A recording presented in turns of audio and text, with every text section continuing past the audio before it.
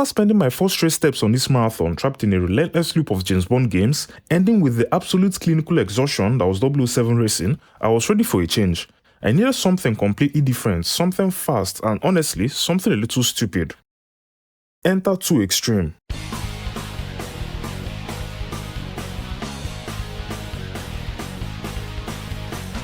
I booted this up and it didn't just change the pace, it hit me like a wave of pure unfiltered 1997 adrenaline.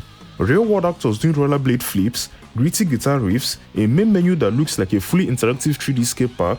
I had absolutely no idea what I was walking into, but within 30 seconds I knew the Bond drought was officially over. Welcome back to the PlayStation Marathon, the series where I play and review every single game released on the original PlayStation in alphabetical order until the console completely breaks me or I finish all 4,000 plus of them. If you are new here, you need to know one thing. I have never owned a PS1 before this challenge, so I have zero nostalgia or childhood memories of these games, which means we are walking into an absolutely raw, honest and completely unbiased critique from me. Today we're on game number 4, 2Xtreme, a North American release from 1997. Going into this, all I knew was what the title promised, extreme sports. And after the mechanical measure of the last game, I was praying it to just be fun. What I didn't expect was a game that felt incredibly smooth to play, featured a menu that felt like a puzzle in itself, and had a bizarre fact inside its instruction booklet. Let's find out how it holds up. Let's look at where this game actually comes from. Released in 1997, 2Xtreme was developed by Sony Interactive Studios America and published directly by Sony. It's the sequel to EXP Extreme games, which came out right at the console's launch. By 1997, the whole extreme sports subculture was exploding across TV and gaming, and Sony wanted a proper flagship franchise to capture that exact demographic. So, they dropped the ESPN branding, thanks to the license expiring, leaned harder into the late 90s aesthetic and tweaked the roster. And hopefully, this explains exactly why we're looking at the sequel first before the original. Once I booted up the game, I stumbled onto my first head scratcher before I even started the race. The difficulty settings are listed as Rookie, Veteran, Pro and Extreme. Now, maybe it's just me, but shouldn't a veteran be more experienced and hence more difficult than a pro? It completely threw me off. I stood there staring at the screen wondering if words just meant different things in 1997. Once I managed to decipher the hierarchy and read through the manual to figure out how to actually start an exhibition match, I picked my vehicle, customized my character's stats and finally hit the track. Here is the core loop of 2Xtreme. You choose between an exhibition race or a massive 12-race season mode. There are 12 distinct courses divided across 4 completely different environments. You've got skateboarding in Los Angeles, inline skating through the neon lights of Las Vegas, mountain biking across rocket drills in Africa, and snowboarding down icy peaks in Japan. You are dropped onto a linear path alongside 9 aggressive computer opponents, sprinting to the finish line.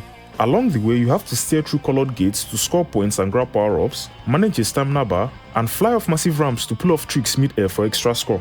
The best part, the button combinations for tricks are exactly the same whether you're on a mountain bike or a snowboard. It's incredibly straightforward, just drop in and get good.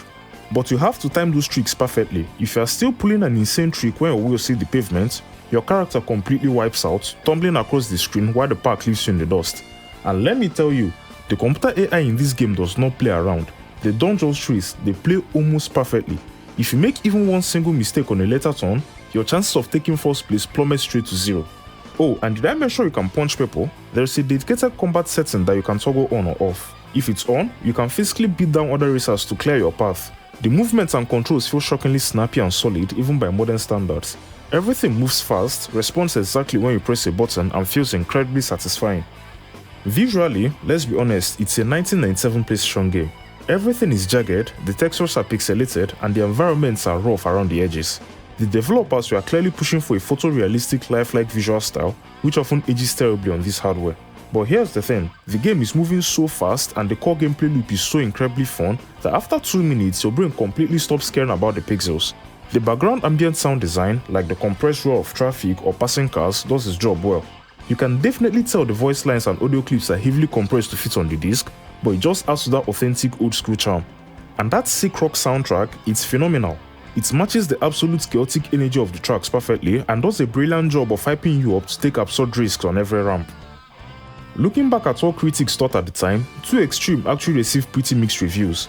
A lot of magazines back in 1997 hammered it for its graphics, arguing that other titles on the market were looking way cleaner.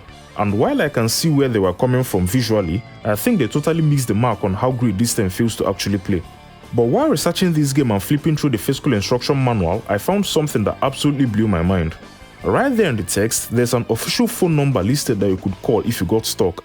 And this wasn't just some automated machine reading pre-recorded scripts. Yeah, they had those as well, but Sony actually had live agents standing by in a call center waiting to verbally walk you through how to hit a gate or land a skateboard trip. And this was a fairly common practice for PlayStation games back then, unlike what we have these days. It's such a wild, beautiful peek into how simple things were back in the golden age of gaming. Ultimately, I spent about 3 hours completely immersed in 2Xtreme. Because of a massive skill issue on my part, I couldn't completely conquer the season mode, but I had an absolute blast trying. This is a 100% glowing recommendation from me. It's the perfect game to pick up on a calm Sunday afternoon when you have a bit of free time and just want pure arcade-style fun. It rescued this marathon from a severe drought of enjoyment, and it's a hidden gem that absolutely everyone should try at least once. To the PlayStation veterans out there, I've got a couple of questions for you. First off, if this game was part of your childhood, how did it feel to experience that interactive 3D menu for the very first time? And secondly, can someone in the know please explain to me the logic behind putting veteran before pro in a difficulty menu? Let me know your thoughts down in the comments. Next up on the marathon, we are moving on to our 5th game and hopefully keeping this positive momentum alive. Thank you so much for watching, supporting the channel and hanging out with me on this massive journey through the PlayStation library. If you enjoyed this video, please hit that like button, and if you want to see if the next game is another hidden gem or a total disaster, make sure to subscribe so you don't miss a single step of this massive marathon. Take care of yourselves, and I'll see you in the next episode.